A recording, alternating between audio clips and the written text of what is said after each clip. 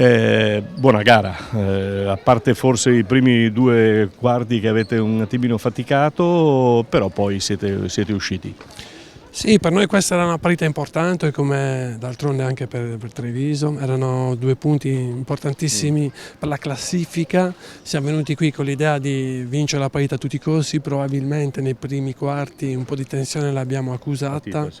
Non siamo riusciti a stare dentro le nostre logiche di gioco in attacco e in difesa. Al terzo quarto credo che abbiamo dato una bella sferzata al match. Sì, sicuramente.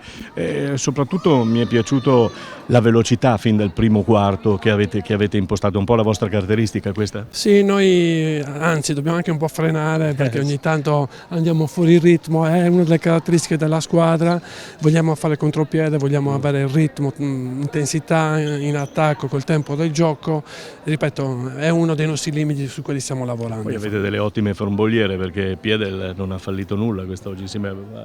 Piedel è una tiratrice, sicuramente poi contro la difesa a zona è andata a nozze. Non dico a nozze, però ha avuto dei vantaggi perché lei comunque è la sua caratteristica principale. Campionato? Adesso, come abbiamo visto dai risultati che stanno venendo fuori, il campionato è durissimo, noi vogliamo assolutamente centrare l'8° posto per non fare i play-out, ma sarà una cosa che si svolgerà sino alla fine dell'anno.